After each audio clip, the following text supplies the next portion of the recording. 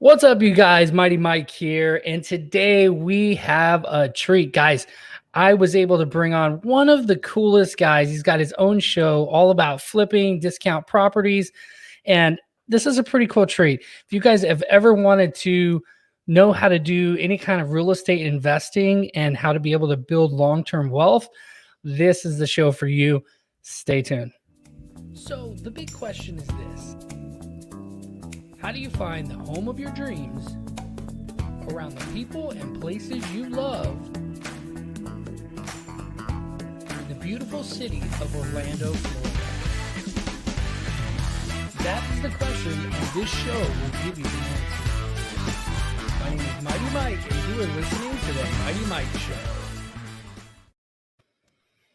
All right, you guys, I am joined by the one and only that I know of, David Dodge. He's a real estate investor, coach, has flipped over 700 houses, has 57 rentals, and he's the host of Learn More About Real Estate at David Dodge show. And he's got podcasts, and he's got so many things all relating to real estate. And we got him on the show. Welcome, David.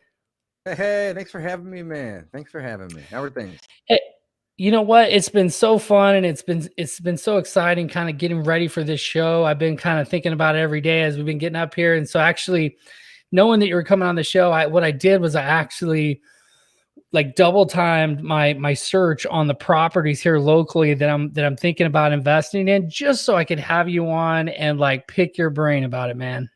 Let's do it. I'm ready. All right. So first of all, I got to give homage to, your history, how you got started. What's kind of the 411? What got you into real estate?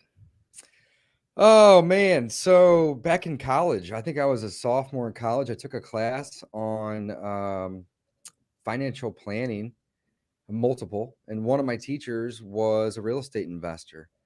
And he was awesome. I loved him. And he really opened my eyes up to passive income and just the fact that you can, use assets. And I started house hacking in college, and I did it with 2 properties. And then out of college for the next 10 years, I bought a property a year and rented it out. But I did it the wrong way. I bought them retail through an agent, which is great if you're, an agent, If you're me. Of course. No, by all means. I mean, it's a difficult thing to find off-market properties in scale. I mean, it's not difficult. It requires a lot of work. It's a lot of time and a lot of money, right? The easy button is to go find a listed property, obviously, and make an offer on it. But the problem with that is you don't have any equity built in typically, right? It's going to appraise typically what the market's going to sell it for, so you don't really have a ton of built-in equity. So again, 10 years, did it kind of slow. I think at my 10th year, I had 12 properties. And then about 7 years ago, I learned about direct-to-seller marketing and motivated sellers, and the fact that you could help people by solving problems and closing fast, or buying properties that needed work, and or being able to pay cash. Those are 3 things that we essentially use in this business to sell ourselves, right? It's cash, it's as is, and it's quick. I mean, that's really what it comes down to. Let's be honest. I learned about that. And since then, my partners and I have flipped about 100 houses a year on average. I think I have 57 or 58 rentals that you had on the screen right there. Had 87 this time last year, sold a bunch of them off, got down to like 35, and I'm back up to almost 60. And we have about, maybe another 30 under contract. So we'll be back to hopefully around 100 by the end of the year. And really the coolest thing is the houses that I've flipped isn't even impressive at all. I fell into most of those houses, right? Yeah. My passion is buying rental property. Right. So we can do fun interviews like this in the middle of the day without having to like tell anybody and ask permission. Like, are you clocked in, David? Decided that I didn't want to do that when I was 21, right? So yeah, not at all, right? Yeah. So the flips are, we keep the best and we sell the rest. So it's just basically everything that doesn't meet our buy box. And if you know anything about an investor that's been around for a little bit, they're not just doing a whole bunch of random stuff. They know what they do. They have a buy box, right? It's just it's a set of guidelines that they don't want to break because they're comfortable with it. Right. So, all of our direct to seller marketing, Mike, is for us. It's for us to find a deal that makes a fun fix and flip or a great rental property. And everything else, we're not just going to throw it away. We're going to flip it by buying it and selling the contract, or refer it out to an agent or somebody that likes to buy with creative financing subject to whatever, that they can make it not a deal, So there's lots of ways to be creative to, obviously reduce some of the cost as well, or increase your ROIs on that marketing spend. But this is a marketing business. The real estate business, this podcast that I'm on, social media in general, a business without leads is no business, people. It's no business, right? So get good and understand that if you want to do anything, you got to get good at marketing. I love it. Right? Love it. That's what it comes down to. So little history about me. Been in the game 17 years, only been good at it for 4. Because I had to learn the first 2 or 3 when I went full time 7 years ago. Right? But at this point, I love helping. I love teaching. I love sharing, tips and tricks. So thanks for having me. No, you know what? I've watched a few of your episodes, and you and your partner there, you guys kind of kick it back and forth, and it's just it's a really good show. I'd recommend anybody going and checking out discountpropertyinvestor.com. Just even if it's just for the podcast, but there's so many cool resources. So we're definitely going to get into that here too in a little bit. But listen, I have been a flipper here and there, nothing really to speak of. And I'm excited about what's about to happen here in my local market. So I'd love to know your thoughts. So what's about to happen? Tell me. I don't even know. Yeah. So here locally, you get the eviction moratorium and all this kind of stuff that's going on. Everybody's talking about, but you always get the question as a realtor. And I love talking to someone like you, because you're like really into the investment side of it and really into just real estate in general. You understand so much about it. But as a realtor, a lot of times you get pigeonholed. People are, and if you ask most realtors too, they will always say it's always a good time to buy, which isn't necessarily not true. It's actually sometimes true depending on the deal. Well, here in Orlando, what's happening is everyone's moving here. You get Disney World is moving 2,000 jobs from California. You get all these other snowbirds who were already moving here. Even if the market starts to flatten nationally, it's just like an upward climb here in Orlando. So with that being said, looking at some of these investment properties, even ones that are on the MLS, I got to think that it's going to be, if I can make these deals work, it's worth it to purchase no matter what. And it is if you're not over leveraged. The price is irrelevant. It's how you get into the deal. That's what I've learned as an investor. I don't even look at how much money I make on a deal when I'm analyzing it. It's how bad can I screw up and not lose $1? It's backwards. Yeah, man. So there is no bad time to buy. There's no great time to buy. It's how long you intend to hold and what your risk tolerance is. So people that are going to buy now and just hope that it goes up 10% and they're going to finance 100% of the property, that's speculating. Right. And it's great when you can pull that off and make 20 or 50 or whatever thousand, but when you lose on that, that burns, right? Mm-hmm. I like to buy property at a discount. So if the price does go down 20 or 30%, I'm at even. Right? Yeah. So let's talk about massive discounts into everything I buy, and I reduce my risk. So I've lost money on 2 deals out of probably around 800 deals at this point, or transactions, let's say, right? And the only reason that I lost on either of those 2 deals was because I paid too much when I bought it. Period. That's the only reason. So they say buy it right? You got it. So you make your money when you buy and you get paid when you sell. People don't understand that. Think about that. It's that simple. Buy it right. Buy it right, sell without a fight. That's why I tell people, if you buy it right, you'll sell it without a problem at the market. So you and I don't know who made it famous, but you have really talked a lot about the BRRRR strategy. You want to break that down for my audience? Yeah. So the BRRRR strategy is one of my favorite strategies, guys. I absolutely love it. I've probably done 130, maybe 140 BRRRR transactions. Okay. So it's a complex transaction, but it's really simple too at the same time. The process of getting through one of these transactions in the beginning, if you're brand new, I'm going to be straightforward with you. It's probably 4 to 8 months. It's going to vary. It's not going to happen overnight. If you have done 100 of them like me and you have great relationships with your bank, you can do them in 3 weeks. Okay. But don't think you can start at 3 weeks. There's a thing called seasoning. This entire process revolves around lenders. You can be lightning fast, but if the person that's going to be working with you on the back end is not, you're at their mercy. So just want to preference with that. BRRRR. What is it? I love it. It's a great strategy. It's an acronym. B with 4 R's. It stands for buy, rehab, or renovate. You can look at it either way. It's the same thing. Rent, then refinance with the bank, and then repeat. All right. It's just a simple strategy. But you have to know a couple things about the strategy. So none of it works if you can't refinance. So don't try to do this strategy and go borrow a bunch of money from a hard money or private money lender at a high rate if you don't have a dedicated exit. So really get pre-qualified with a lender that's willing to refi you out of these before you do anything. Right? That's really the first step. All right. Then buy it at a discount. And I didn't say that the first time I said buy because I was keeping the acronym short. But really the key is to buy it at a discount. All right. Here's why. The BRRRR method is a method of acquiring assets rapidly with little to none of your own money. That's how I define it. And in fact, I've written a book on it. It's called the BRRRR method. There's 1 or 2 other books that have the same title, but they all teach the same concept, guys. All right. So buy at a discount. So why do you need to buy at a discount? Here's why. If I buy a house at, let's say, $200,000, and that's kind of the retail value of it when I buy it, and I fix it up and I spend $40,000 fixing this property up, right?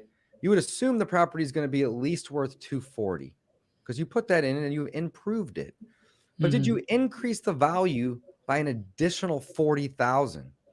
Maybe or maybe not. There's no guarantee there. And the point is the math's irrelevant. It's the concept of increasing value by rehab alone. It's very difficult to increase value rehabbing alone 20%. In some cases, you need 25 or even 30% to refi. Banks are not always lending at 80% if it's not the best neighborhood, right? So you need a David, 20% minimum amount of equity after the purchase and the rehab. So if you can get it from the get-go, you're golden. The rehab's just going to help. But if you don't get a discount at all, can you increase value 20% with the rehab? That's why it's so important. Yeah. So real quick, just to interject, because I'd like to know, one of the things I'm really curious about is the FHA. I had a mortgage guy on that said that you could go up to 4 units, up to $700,000, and you could do 3.5%. You had to live there for a certain amount of time. Is that something you've ever worked in there? Because I've done some FHA when I first started 17 years ago for house hacking, because it allows you to put down a small amount of money. But you're essentially leveraged up 95, 97%. Yeah, that's a great way to get in, but it's a risky maneuver. Yeah, you may make money, you may lose money too. So now I don't touch a property unless there's a 20% discount on it. Period. Yeah, that essentially pays for your down payment. It pays for my down payment. So when I want to exit the deal, I go talk to my banker. And he says, hey, did you put at least 20 grand into it? Which is what is required typically for most banks to overlook your purchase price. They want to see you've put repairs and updates into it. Why? Because it reduces their risk. If you don't pay them and they give you a loan, they get the property. Well, is it hard for them to sell a property that needs 20 grand? Or is it hard for them to, or is it easy for them to sell a property that just got somebody that rehabbed it, right? So that's called the entrepreneurial credit, by the way. So whenever you're using this strategy, there's a couple things that are very important. Number one, buy at a discount, right? You got to do that. Get at least a 20%. I shoot for 30. In the current market, it's hot. You're going to probably be closer to 20, right? But that's what you got to get, the discount. Next, you are going to rehab that property. You're not going to rehab that property like you're going to move into that property. That's a big mistake people make, right? HGTV status. Yeah. But don't rehab it to make it look like, a project either, right? Make it affordable to what the market is showing. So look at your competition, guys. Go spend 15 minutes. It's going to take you that much time to go look at some other places that are for rent and how much they're charging. And if you want to charge a little more, you probably need to make it look a little nicer. Or if you like that amount, then just match those finishes. It's very simple. So that's the rehabbing part. Keep your costs low, figure out what your bank's minimum is to earn that entrepreneurial credit, right? Next, you have to rent it out. And this may seem like the easy part, but for a lot of people, this is the challenging part because they're either not vetting hard enough or they are, and they're not getting anybody in there, right? So you got to choose your tenants wisely. And again, this is going to add a layer of complexity. I managed self-managed for about 10 years, got tired of it. I have a property manager now. He does a way better job than I would ever do. So I just like this model. I'll be the owner. Let's let him be the manager. Win-win, right? Yeah. When it comes to renting and you go to the next step of refinancing, the bank may have what's called seasoning, which I mentioned a minute or two ago. And seasoning could be they want you to have owned the property for, 3, 4, maybe 6 months. Or it could be they want to see it rented and rental income come in for 3 or 4 or 6 months. And those are two totally different things. Those could be 3 months apart, depending on how much rehab a property may need. Wow. Right? So you can't typically do the BRRRR method with a property that doesn't need any work unless you get a good 20 to 25% discount, right? It's much easier to get discounts on properties that need additional work. Like we can all go find a deal on the MLS for 5 or maybe 10% discounted, right? Right. But it's going to be very difficult to find that 30% discount, right? Reason is those houses typically need $50,000, $80,000, $100,000, in some cases $200,000 or $300,000 worth of love to get back to that number that Zillow says it's worth. That number that Zillow says it's worth is typically recent solds that have been updated or are new, or at least cleaned and tidied, because the agents, when they come in, they say, you know what, you really want to sell this thing, you should clean it up and declutter it. Yeah. It's very simple. It's true. It's true. When I go into a house and even just a couple lights aren't working, it's like, hey, we got to get these lights working, because the first thing buyers are going to do is like, oh, I don't want to mess with that. And that's like half of them. So David, I have $200 or $300 on an electrician to come over and fix a few light switches. That could be the difference of 3 offers. I mean, literally, right? Yes. You got to button up your properties when you sell them. And a lot of times the agents don't want to list these properties that have a bunch of issues, or more so from what I've seen is that the sellers are embarrassed to put the pictures online. Yeah. Literally, like you wouldn't think that'd be an issue. That happens every day. So they pictures call the investor. They call us. And we come out and we tell them, listen, we don't pay retail. And if you want that, you need to call Mike, or an agent or whoever, right? That's not. No, call me. That's right. See, but you had it right the first time. I disqualify myself, right? I don't lead with, well, maybe we can work this out. It's like, no, I do not pay retail. Right. It's not me. However, here's what I can offer. I can pay cash. I can close quick, and I'll buy it as is. In fact, so much so you can take what you want and leave the rest behind. No fixing anything. And there's a big market for that. Yeah, I love that. So let's transition into that for a second. So how does somebody, because you're ready, you got cash, you're ready to go. Let's just say you went and got hard money, or like you said, you got a bank. But how does somebody find these deals? Now, I know a few different ways, but I'm curious, what is your favorite way for finding off-market properties? Man, there's so many ways, and we do a lot of them, and really all of them work. So I don't really have a favorite. I'd say there's 5 or 6 things that are my favorite, because that's what I'm doing, right? So we do a ton of driving for dollars. So that's physically in the car, out driving up and down neighborhoods, finding the distressed houses. We also have virtual team members that will virtually drive for dollars, and they will drive around on their computer screen every street, and they'll find houses. And from there, we'll pull that house's information down. We'll skip trace it, which means get their phone numbers and their emails, and we'll send them a text message or cold call them and ask them if they have interest in selling that property. So we love that strategy. It's a great approach. It's been working forever, and it will always work. All right. We also will send direct mail to people from that same list that we are creating, by the way, if we can't reach them via phone, cell, text, email, right? So that's a great approach. It seems to work very well because we're hitting them with multiple angles. in regards to, you know, calling and asking if they Right. are the owner and if they have interest in selling. And a lot of times we're able to spin these marketing efforts off into referrals to agents, Right. and or other investors that can buy deals skinnier with creative finance that we don't really typically mess with. You know, Mhm. so the marketing efforts don't go unnoticed, right? So driving for dollars, I love it. Another way to do it, it's very similar. Is just go pull a list. So we'll pull a list of vacants. We'll pull a list of absentee owned properties. We'll pull a list of high equity owners that have owned for 10 or 15 or 17 years, right? Mm, We will pull okay. lists of recent divorce. We will pull lists of pre-foreclosure. We're pulling lists every couple days, right? Wow. Every 6 to 8 weeks, we pull the same list over and over, though.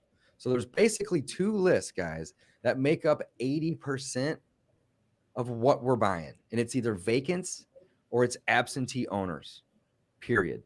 All right. Love it. So those 2 lists, you're going to pull them over and over. They're going to be the most marketed list by Right. far, but they still yield the most results, right? So that's really what it comes down to. Once we pull those lists, same thing, Mike. We're skip tracing them, we're cold calling, we're texting if we can't reach them, and or email. We're going to send them some postcards. All right. Love that approach. We also run AdWords campaigns to our website to get leads that way. It's very expensive, but those leads tend to be really good leads. People are searching Yeah. specific keywords that we are paying for, right? So Yeah. AdWords tends to be a really, really good Cash approach. for keys. You have all different types of stuff like Yeah. that. Yep, you got it. Yeah. So the cold calling, the cold texting, are strategies within driving for dollars and or pulling those lists. So we're either getting our lists within internally and making them, or we're buying them and then we cold call, we cold text. Direct mail is another thing I had mentioned that we love to do. AdWords is a great approach. Occasionally we'll do bandit signs. We like to do them. You know, we're not as consistent with those 2 as we should be, but we'll go buy like 500 or 1,000 of them, throw Mhm. them out all over our town over, 2 or 3 weeks, and we'll get a ton of leads that way. Yeah. I've been on and off the radio for years, and there's a lot of people doing it at this point. Doesn't mean it doesn't work. My cost per lead went way down, and I can get a better return elsewhere, right? So from time to time, though, we will cycle on and off of the radio. Mhm. We've had billboards in the past; those did okay. Here's the thing: all marketing works. The best one is the one that you work. That's a That you use. quotable Yeah. moment right there, right? Yeah. Literally. It's just like a Yeah. CRM. Doesn't matter which CRM you have. The best one's the one you use. Yeah. I mean, it's that simple, So a lot of people So think true. that this business is complicated, and it's really not. It's actually really simple. But there's a difference between being simple and being easy, right?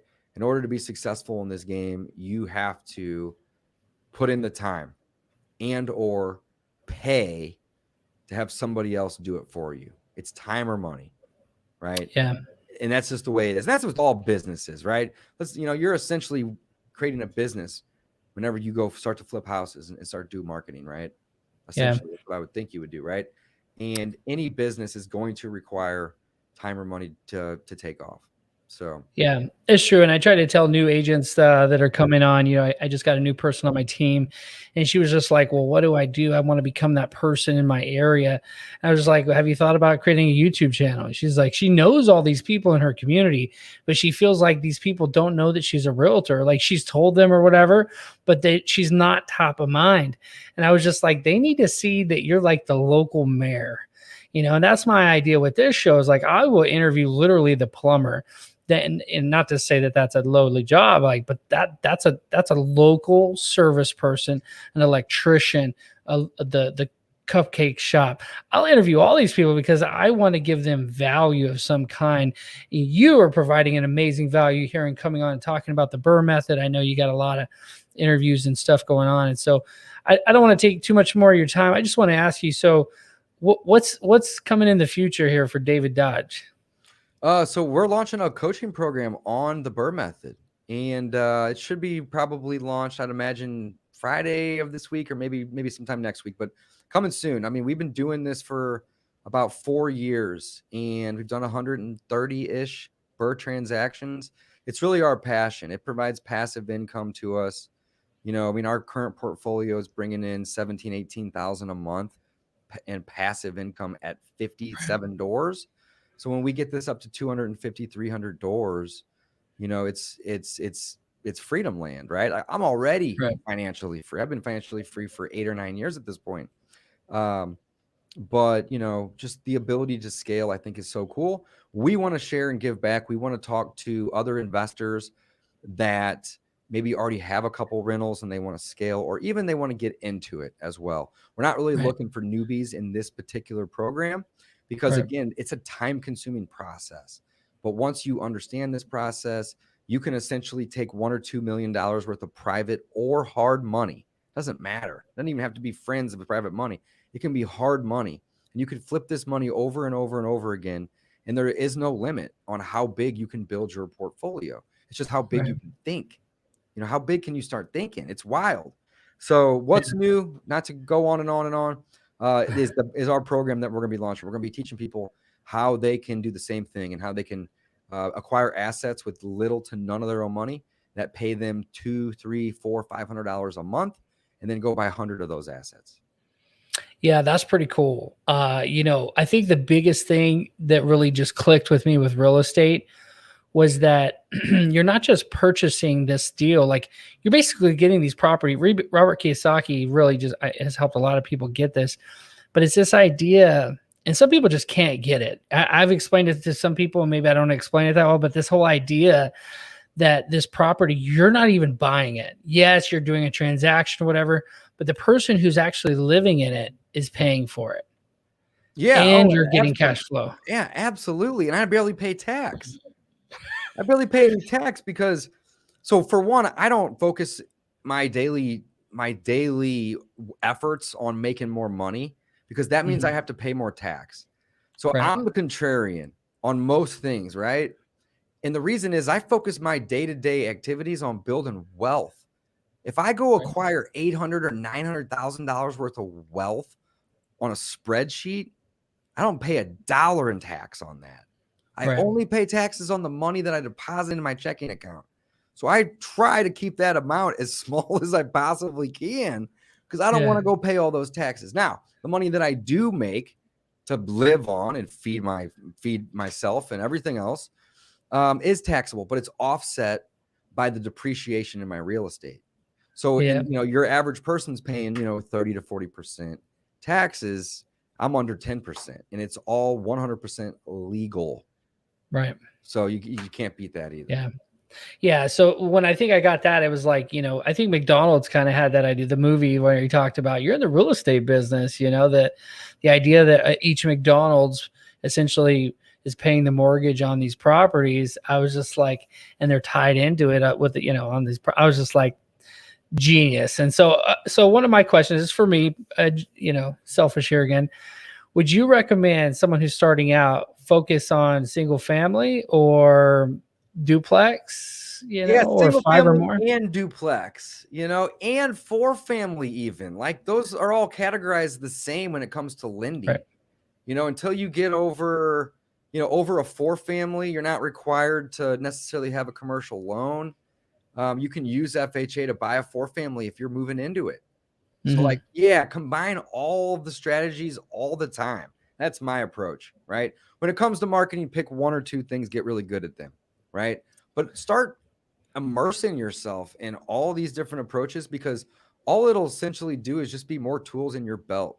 And you'll understand and learn over time that I don't really like using this tool, but I got a guy over here that uses it really, really great, and he'll give me $3,000 for a lead. Boom. I mean, come on, like start learning who's the players in your market that are using these certain things. And then all you got to do is just start marketing and start talking to people and making friends with them. And that is all it comes down to. That's the secret sauce. Well, I don't know what to do whenever they call me. Well, do you know how to talk to another person?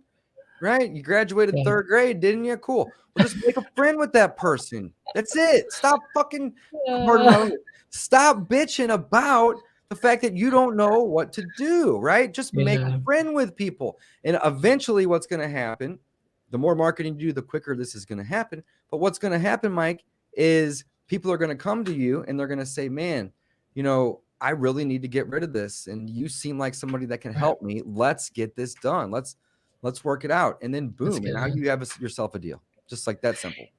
I love it. Yeah, the whole, your network. I get a little emotional sometimes. I know. I was like, hey, anytime we talk about what you're passionate about, try taking a girl to dinner and talking about it though, right? Man, yeah. My They're wife like, loves it as well too. But yeah, oh, man, okay. that's what it's all about. So, it's all starts with the marketing. That's really what it comes down to. It all starts with the marketing. Get on the phone with people, make friends with them, figure out what their problems are, right? And from there, that's where you are going to be able to start getting deals. I mean, we fall into deals every month, fall into them backwards. People will be begging us to come look at their property and make them an offer, but it's because we have several $1,000s a week being spent on people doing the outreach and or paying services to put our name and phone number and website out so other people can reach us. All this marketing funnels down into one thing: getting on the phone with people. Yeah. That's it. You're either making these calls outbound or you have to be available to take them inbound. And if you miss them, you call them back, right? But no matter what your marketing is, billboards, radio, television, direct mail, driving for dollars, pulling lists and cold calling, cold texting, AdWords. Guys, I don't care. There's 100 ways. All of it leads to one place, though: getting on the phone with people. Yeah. And that's it. What's the most amount of people you call in one day, David? How much time you got? I mean, right now, my team is dialing as we speak. Yeah. So, I mean, let's take a look. If you just have another 30 seconds, I can pull this up here real quick. So my team is calling right now as we speak. And I have 3 people that dial 20 hours a week. So it's 60 hours a week. And it looks like today, let's go to my dashboard. If I go back a week, we've made 20,279 calls in the past 7 days. Jeez. I need to get an ISA. I need 2,112 connections in the last 7 days. So the answer is a lot. It's a whole lot. And that's why we're doing so many deals and we have that ability, is because we are talking to a lot of people. And if you're brand new, you don't need a huge team. You don't need a huge budget. Start calling for sale by owners. Start calling landlords that have properties for rent and just tell them, hey, be straightforward. Hey, I'm not looking to rent your property. I'm looking to buy it. And they're going to be like, okay, what's your offer? I'm telling you, you just got to make those calls. So I love it. Okay, so to wrap things up here, you actually have some really cool partnerships. So just we're talking about dialing. What's the best software you recommend for dialing? I've used all of them. I personally like Batch Dialer. Batch Dialer is one of my favorite. It's one of my favorites. It's clean. It's easy. The setup takes you probably 20-30 minutes. And then you don't ever have to log back in there again. You can hire virtual assistants to go do it for you. Okay, now virtual assistants, you do the Philippines or what do you got? I have multiple virtual assistants out of the Philippines. I have some out of other countries as well. But the Philippines tend to be good. They're great people. Grateful to have the opportunity. Cost effective, which makes a win-win, scenario for both parties. And they work our hours and speak good English. So Philippines typically makes for great VAs. But you can get them elsewhere too, but if it's good enough for Chase, it's good enough for us, right? Yeah, man. I got 9 virtual assistants right now. 9.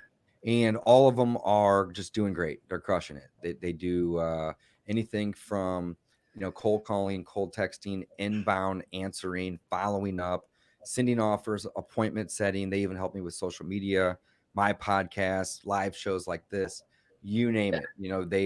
It's like being able to clone yourself to do, 8 or 9 things at once by bringing people on. So big fan of virtual assistants, and especially automating your marketing, because if you don't automate it, you're going to forget to do it. And then it's not going to get done.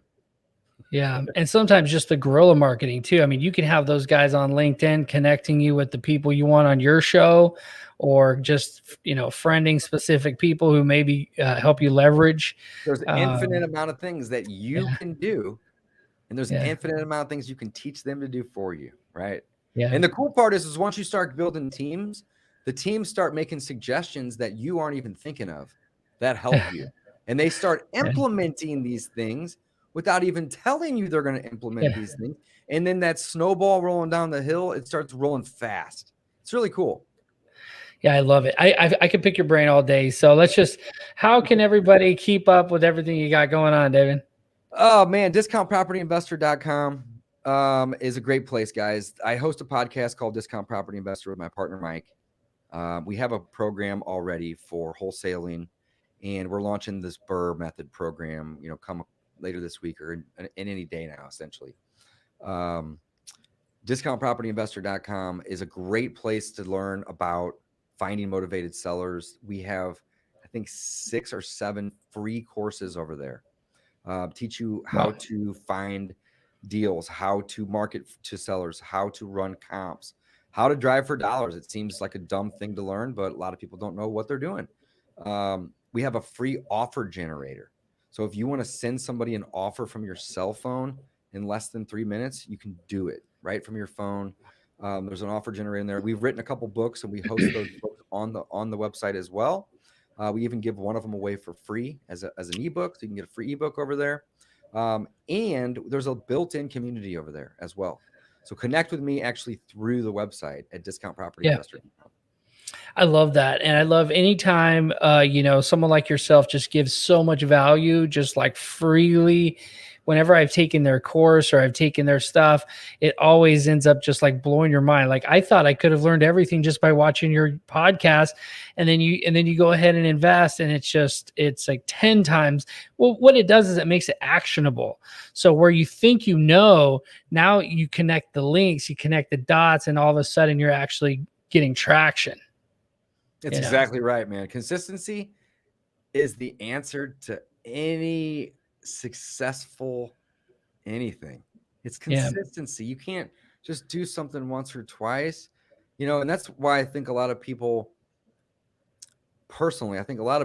fail at real estate, because it does require consistency, typically for 6 to 8 months before you start seeing results. Yeah, you may get a house flipped or buy a rental, but when you do 1 or 2, it's not, unless you're making $100K on that deal, it's not super exciting because there's a lot of work that goes into getting it right. But if you put 6 to 8 months in, what happens is leads that you add to your system start getting motivated. You can't force them to. And a lot of people struggle with that. They put in 6 hard weeks of work. Nobody's motivated, Dave. This is the worst business ever. And it's like, cool, I'll buy all those leads in your CRM off of you for what you spent. Bye.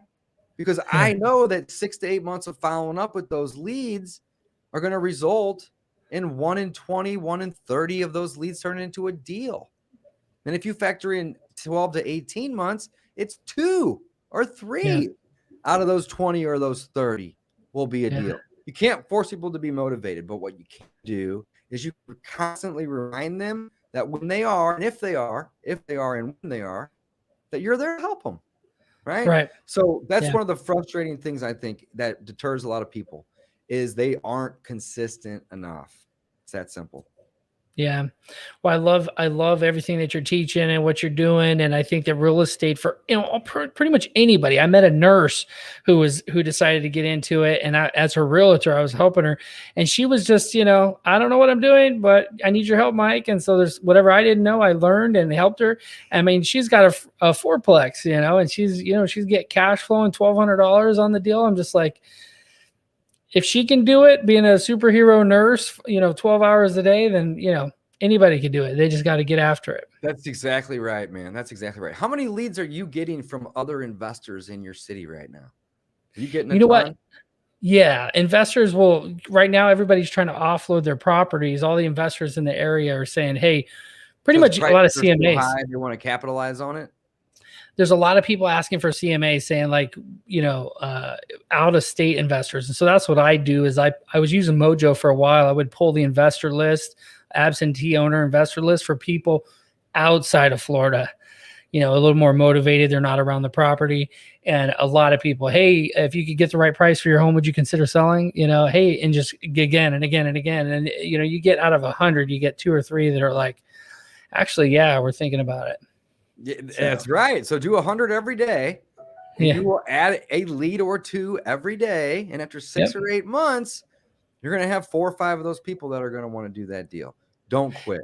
That's the message. Okay. I love it, man. That's awesome. It's great.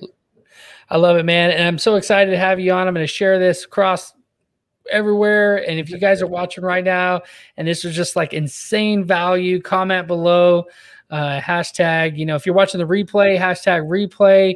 I definitely look forward to bringing on more guests for investors, a lot of investors watching the show. And so thanks again for coming on, man. It's been great. You got it, Mike. Thanks for having me, brother. All right, man. We'll catch you on the flip side. See you, buddy. Mighty Mike. All right, guys. Take care. Thank you for watching another episode of the Mighty Mike Show. Tune in Monday through Friday at 3 p.m. Eastern Standard Time. And don't forget to subscribe, rate, and review the podcast. Leave a comment below and let me know what you would like to hear discussed on the Mighty Mike Show.